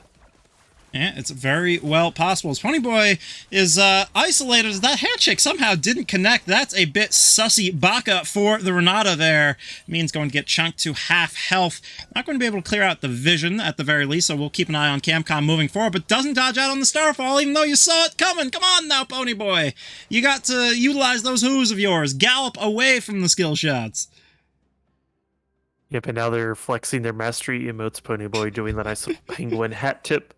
That is best to focus on farming. That was a classic one, Kongman, the penguin hat tip. It got too saturated, though. I used that one for a long time, but I collected all of the different penguin emotes in the game because I love that little penguin. Yes. I love TFT. Like, I have the My prized possession in League of Legends is my first season of TFT. I got to gold, and I got the penguin with the nice gold cape that looks all regal and majestic, and that's still my end of game flash emote, because you can make that one a different one than the ones on your wheel. So I think that's a nice one for that, a nice flex coming through. And my we're at that is point the one again. of- yeah, my end game emote is the one of Set holding the trophy, doing the "It was me" Dio emote. Oh, I love that. That's a great endgame emote. But, Kongman, that's where we're at. We're talking about the emotes again. We're talking about the emote selection, which, to be fair, is one of the hardest metagames in League of Legends to crack. But now we have some action to distract us from that point, as it was actually Camcom living for a lot longer than I thought. Might buy enough time for Hayden to get here and clean up in the back end, but it will actually be Bleeding Wolves. Maybe Punish has to sidestep the axe and will do so. Shredded knows not to chase the Singe, won't commit to that, as it was the Rylai's first, means the chase down cannot occur. But here comes the backup coming through. Can Bleeding Wolf stop the back? Has the Ghost available. The ping's coming down into the brush. And oh my goodness, the sticky situation going to keep Shredded from getting out of there will make him food for fodder for Paradox Creator. He's going down. That's a rough one. This tier 1 in the bot lane may just be traded immediately by a tier 2 in the top lane. Orange wins on one side, Kong loses on the other. Yeah, I definitely have to believe that the biggest competition of this game is how is this Xayah going to square up, not against this Singed, but against the 3-0 450 gold bounty Vladimir. It's going to be a tough one. It's going to be a big ask for sure on that Night Harvester with the Void Staff already in tow as well. So even if the Magic Resist does start to come on through for the Trundle, who we see probably going towards those Mercury Treads, not really going to be much resistance in the face of these empowered transfusions. Ponyboy, at the very least, moving forward and trying to work on this one bit of advantage that the side of Orange does still have, setting up the vision to try and get their Soul Point Drake, but now it is Quacks that are aggressing forward, trying to get in on the action here, trying to deny this from going forward. The Wind Becomes Lightning will not connect. There are the feathers to zone them back into the choke. The dance continues back and forth, but Ponyboy gets flung, and that should just be it. Can put the bailout down, but can't find the kill. Will get the Chrono Break, however, or the Chrono Shift, I should say, to come on through, but will it be enough with Paradox Creator draining through all of them with Bleeding Wolves running about and spreading this poison from person to person? Oh my goodness, for a moment it looked as if they could withstand, but in fact Orange could not. They will be shut down around this Drake. Their soul will be denied, and Ponyboy, who was given so much to try and get away, will not do so, will fall. The bailout back on cooldown means nothing. The clean ace coming through for the Quacks. Quacks doing a really good job getting the ace and picking up the dragon. The whole fight I was looking over at Ponyboy's ult, wondering when is it going to come out? When is this big game-changing ult going to happen? And then I realized as his team started to die, he still had 5 seconds left on cooldown. Oof. Rough. And you know what, Kongman? Counterintuitively, even if you hit a fatty hostile takeover, who on that team is going to be really doing a lot to their own teammates, right? You shut down the Misfortune. Look how behind she still is compared to everybody else in the map. So she's not auto-wing attacking her own teammates down to death. The Xin Zhao's like a drain tank build, so he's not doing a whole bunch of damage. Maybe he'd knock up one of his own teammates if his Q was primed, and that buys you a little bit of time. But mostly it's just about the CC, and you're losing the value of the damage because you committed so hard to making Misfortune useless. Yeah, Misfortune is not in a good position. I mean, maybe Vladimir will do some kind of damage since he's so far ahead. But outside of Vladimir, potentially on his auto attacks, you're not seeing a whole lot of value. That is a great question, Masuflol, about the Singe Poison interaction. I was actually just thinking the same thing for the last tick of the bullet time for Misfortune before the taunt comes through and they begin to auto-attack. I'm not sure. Maybe somebody who has more knowledge on the game can tell us definitively. As we do see Wolves. It does just autos, but there is a weird... yeah, this is not looking good for Bleeding Wolves, but he might actually... Is it? Oh, Zillion's here. They're zoning him out. He might... No, he throws him the up. wish! The wish into the fleet footwork! Oh my goodness, he's ducking and dipping and he's in the clear. diving and dodging, but it can't do enough for him. Will go down there, but yeah, I mean, he made a sport of it, God, man. Yep. So basically, the weird interaction with the Singed versus Renata is whatever he has already laid down will still affect the enemy. I don't believe whenever he gets affected by Renata, that next line becomes teammate damage, because otherwise it'd have to change color, and we know Riot does not have the ability to program something that powerful. Indeed. So it is just autos. Speaking of power, Hayden has the power to make Ponyboy disappear here, although will live with a little help from his friend, but the end of that Vladimir ultimate into the explosion will make sure that that is not long-lived whatsoever. Now the ping's coming down for the Ducks onto the Baron pit. They have so much control. They have so much team fighting prowess. They have such a lead. This should be an easy one. Might just even be this duo right here, this jungle support roam squad, taking care of that one while the mid lane tier 1 goes down. To the person in chat asking how does Vlad ever die this game, he doesn't. The only good way to do it is if you are able to pop him like a Zit, where you get Xin to stun him, and then pray he does not buy Quicksilver Sash, and then he gets popped. I mean, you have no burst on the side of... ahead. It's not happening.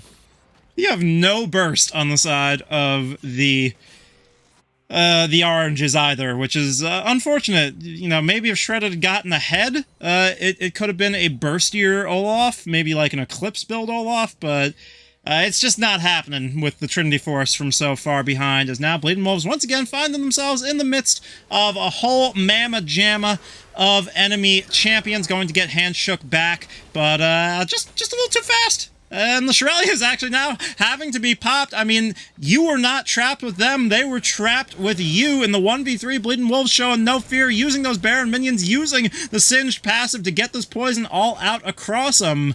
And is forced to flash, but sets it up for Juan to come up here. Not going to find anything, but just a whole lot of wasted time for CE Orange. The Singe is illegal. It should not be living as much as it is. I mean, that's the beauty of playing Singed, right? It can be really hard up until about that level 4 mark, level 5 mark, to not get auto-attacked down by somebody like an Olaf in lane, but we saw Bleeding Wolves never doubted for a second that they could outplay level 1, and did so, dodged every axe, half health shredded, had way more sustain with the Corrupting Pot start, and just never looked back. So things got really rough from that point on, and now the Singe just pretty impossible to take down. Those Swifties mean you can't even slow them up. You don't have a whole lot of hard CC, not reliable hard CC. You can hit a pillar for a bit of a knockback. You can hit a double bomb for a stun, but mostly you're just looking at slows, and Wolves is just a little too fast to really fall victim to it. But now Hayden in the bush finds the wind becomes lightning, not afraid to go on forward, and look at the damage of that grand challenge onto multiple members. Might just die in the midst of it, but it's great setup, and the wish comes through and says, no, he's not done yet. I keep him here. He will go down in the end, but the damage has been done. It is ready to go. It is all of the team ready to clean up, to collect these low health bars that are beckoning them so. They see the candy a-calling to them. They want their sweets. They want their treats. They want their kills. They want to win the game, do the quacks, and Bleeding Wolves will make sure it happens, slowing them all up. The Chrono Shift is going to be utilized, but it's just going to leave Tex in an awful spot when all is said and done. Jed, the last standing member, will be nothing but a small bump in the road for the Singed. The quackening has arrived, Kong Man, and it is well and truly unstoppable. Yep. One thing that I do want to point out is earlier today I was doing a little bit of banter with Camcom. Camcom was trying to tease us since we were casting their match, and I said I have a wordplay prepared if the quacks do get aced tonight, and Camcom immediately replied saying, "What's getting aced? I've never heard of it." And I mean, they haven't gotten aced, so, you know. Listen, I thought Camcom was going to curse them right there, and I was like, oh, this is going to be an easy orange game.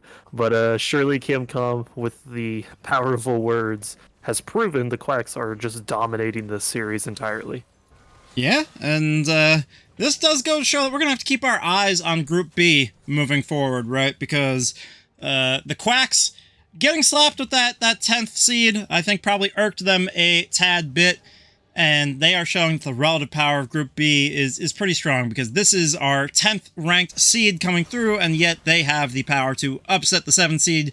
Not even upset. I mean, they've just been the better team, like, all the way through. It looked all right for Orange in the early goings in this game. I thought they had it wrapped up, but once the Olaf stopped being a champion, things just got a little bit too hard to recover from.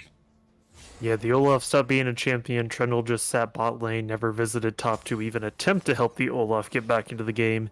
They just kind of sealed their fate away, and now we're just watching as the Quacks wander their way through the jungle. And I can't help but think, Kongman, what a world we might have been living in if this had been a bit more of a late-game hyper carry, 80 carry for CEO. They will find a pick onto Hayden, though, although we've seen this song and dance before. The Gore Drinker into the heal coming through!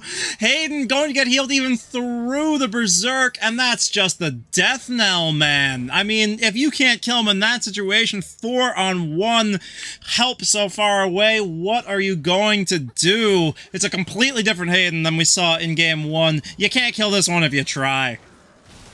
Yeah, Game 1 Hayden looked like my average junglers whenever I don't get to play the jungle role.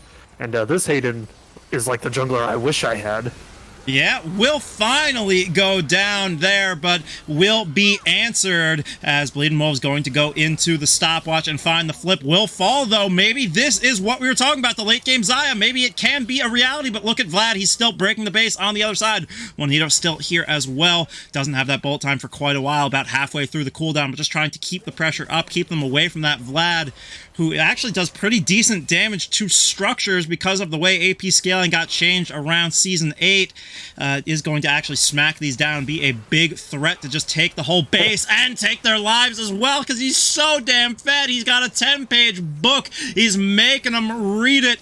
He's telling them you should have studied up and now you will pay. He's going to find the transfusions. He's going to find the poke. He's going to find everything he wants.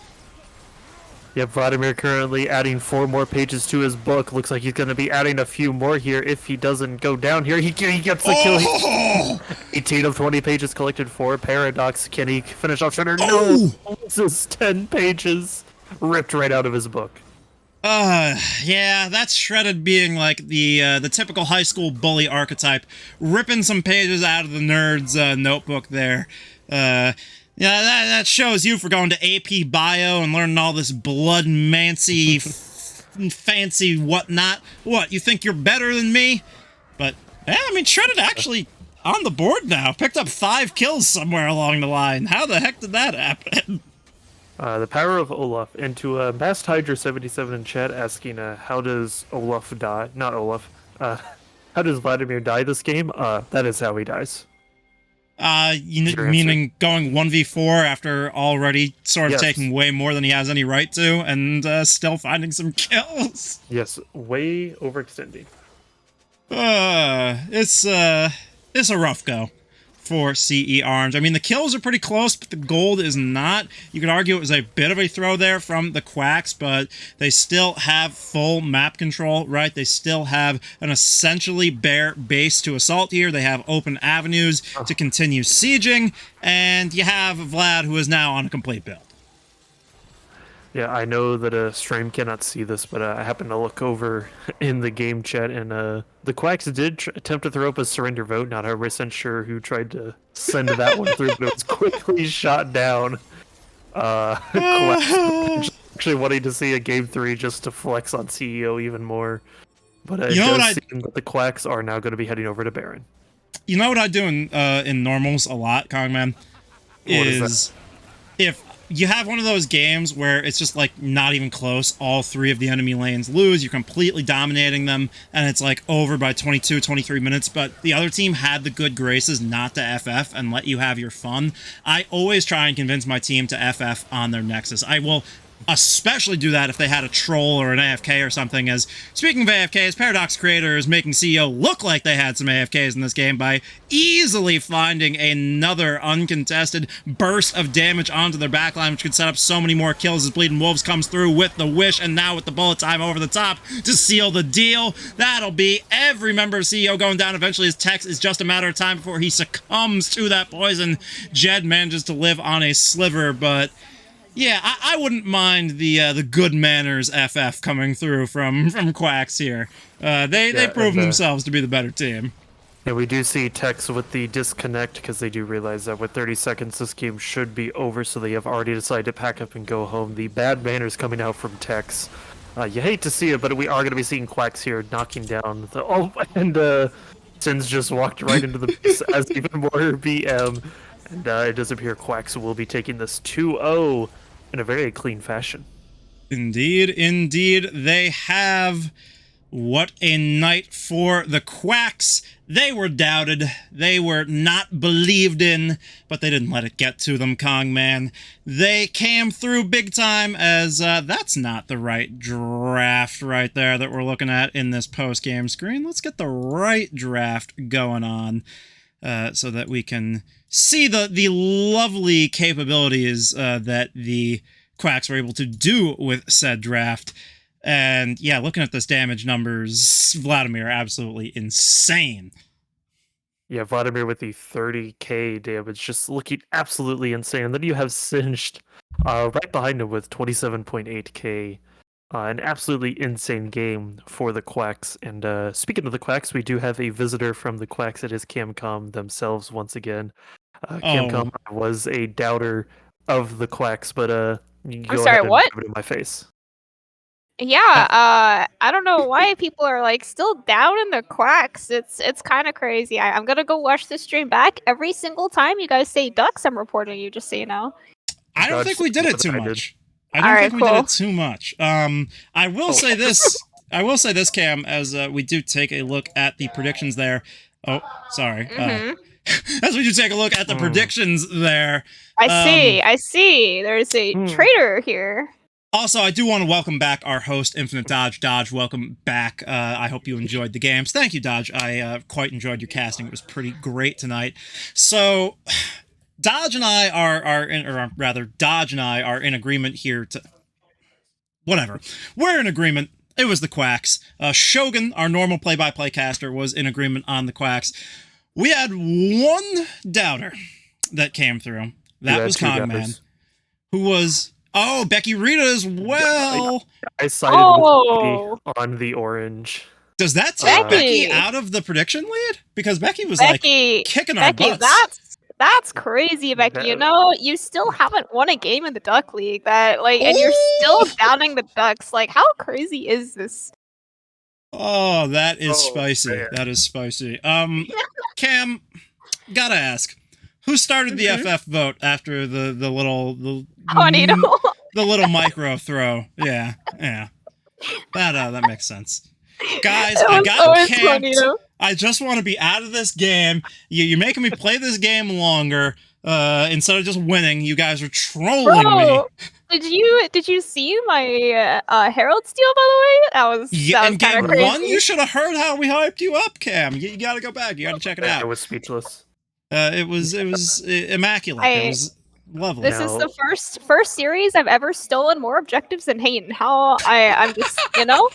I mean, to be fair, Hayden did int his butt off game one. But, that's the thing. Hayden didn't. Hayden was like a global taunt. They saw Hayden and they were like, and they were like, get him! And then they would all jump on him, and the backline was like... I'm getting breaking news. Apparently, it was Craig that started the FF vote. I was being spammed. I'm sorry. I informed you with this information. Okay, fair enough. It's the 4 members of Quacks do not support this interview, but the main reason we brought Cam in here, Dodge doesn't know about this because he doesn't read chat. Camcom, you do have a special message that you would like to do since you did win. Oh. Wait. No, wait. Never mind. Sorry. Special message is off. He's in solo queue right now. Oh no! Who's in solo queue? Who is going to come and deliver the special message? It's a special someone's birthday today, but he's playing solo queue across from me right now, so I'll go give him a special happy birthday later. That's cute. That's lovely. We love to see it. Requesting to get Camcom on cam. Oh, is there a camera on this thing? Here's the issue, right? With getting Camcom on here is the desk is already at capacity with good-looking, very tall people tonight. Yes, Whoa, we gotta change that real quick. We can't fit a fourth giant tall person on this desk. I don't think. Do you have a camera here, Cam? I do. Would you like it? Yes, if you'd like to send a video, Ninja, we can do a little bit of an extended post game here. Wait, how tall are you, Cam? Little VRS I am podcast. 7'0", confirmed on Twitter. Thank you for asking. Oh. I mean, have you ever seen that picture of Cam and Crow from LCS? They tower over everybody there, the two of them. It's great. And Cam is maybe twice as tall as Crow. It's absolute insanity. So speaking of not seeing this picture, I have also not seen this power ranking that you were talking about, Cam. So I would really like to know who exactly created this very inaccurate Quacks in 11th place power ranking. I'm so glad you asked. That was our beautiful admin Ravensman. I heard, his team currently dropped first round in playoffs 0-2, yet putting my team one rank above his team. My team did not drop 0-2. Mute yourself, NoBS Ninja, pretty please, so we can get you on the desk here. I got you. Thank you so very much. If I'm professional. If Fliptrick is still in chat, you have made an error on the playoffs not prediction, but the bracket. Because Dorado Kappa did beat Oblivion Esports 2-0, but you guys put Oblivion Esports advancing, which, unless something is backwards there, something is not I was accurate. told by my top laner to say we flecked them, I think is what my quote was. The quackening arrived. You quacked them, I think is the most polite way of putting that through there. As ladies and gentlemen, I am so happy to welcome. We lost one of the best play-by-plays in the business to get one of the other best play-by-plays in the business. We lost Dodge. Good riddance to him. I never liked that guy anyway. To get Camcom onto the desk here. Do you have a message now that we can see your lovely face for all the people at home? You are on my phone. There's not a face cam on this computer. I'm still in the esports room. How'd the rest of the series at the school go tonight, Cam? I think we won Valorant. We kind of smurfed Valorant. I don't know how the CRLs went, so I'll ask about that later. I was supposed to cast a Valorant match tonight, and then I was like, oops, we have a playoffs game. My bad. Pesky playoffs always getting in the way. Yeah, I mean, do you have any closing remarks here? Any trash talk? Actually, you know what? What we could take a look at. Oh, that's a lovely setup that y'all have over there. Something we can actually look at together here, Cam, real quick before we do let you go. We can take a look at the playoffs, right, coming in for the rest of the bracket. You're moving up to face Darkwind, second seed overall, Return of the Middle Sticks. Pretty storied amateur organization. Are you afraid of Fiddlesticks ulting into your face? I have been told that they are apparently very good at drafting, but you see, we have the draft gap of Hayden, and we just simply don't lose drafts, especially since like my entire team plays in Fearless Ducks, so like we're just the best drafters. So that's the only good thing I've heard about Rodham. So it's also best of fives, and you already know Quacks, we don't lose best of fives. True. Fearless Ducks. So you guys do Fearless Draft, I'm assuming, in that mode. That's fun. I would like to get into casting that sometime. Hit me up. But I've always wanted to cast one of those Iron Man drafts. Those are really cool. Anybody else in the bracket that you're willing to cast some aspersions or some praise on here before we do let you go for the night? Well, we're gonna be at Rodham, and then we're gonna have first Dorado in semis. I think that one is probably gonna be the harder one, and then I'm assuming it's gonna be Queens Gaming or BC in finals. So it's gonna get harder, but once we hit best of fives next week, I'm very excited for best of fives. So, all right, I love the confidence, Cam. Keep it up. Keep up the winning ways. They're fun to watch. Keep up the drafts. Really enjoyed Game 2. Thank you for joining us here on the desk. But we sort of went a little long with the interview, and I forgot to do MVP. So real quick, before we end, last segment for the night, Cam, one word, besides yourself, because we all know the type of person you are. Choose another person who is the MVP of your team here tonight in your victory to move on up to the quarterfinals. I know who I would pick. do you mean like an MVP from my team? Yes. Yeah. I mean, you Oh, could okay. pick an MVP from their team if you want to BM them. You could For call the out record, somebody. I was not gonna pick myself. Oh, sure, I sure. think I'll give it to Josh. Josh played really well tonight. Hayden also successfully did not tilt, so good job, Hayden. But We Josh, love it. Josh played out of his mind. No, We've all had like one really good week. This week was Josh's week. Last week was Hayden's week. I don't know whose weeks it's gonna be next week. That's for lovely. the people in chat who don't know Josh's in-game name, who exactly would that be? Oh, sorry. Paradox mid laner. Gotcha. Okay. Yeah, I mean that respect Vladimir was good. Good stuff. Good stuff is all I can describe it as. Cam, thank you for joining us. Big shout outs to Infinite Dodge for filling in on the play-by-play. Love that guy. Even Love though he's always Infinite. trying They're to so steal cool. my. They're always trying to steal my thunder. It's a bit of an issue, but that will do it for us here tonight on the VRS. Nice, quick, and easy 2-0 sweep. We never get it, but it was so fun. Cam, thank you for joining us. Kong, thank you for doing what you always do, which is killing the color commentary. We'll be back next week on the main channel, an hour earlier than our normal regular season start time. Best of 5 start next week. They're going to be so exciting. You do not want to miss them, so join us then. We will see you guys. Until then, be safe, be easy. Adios.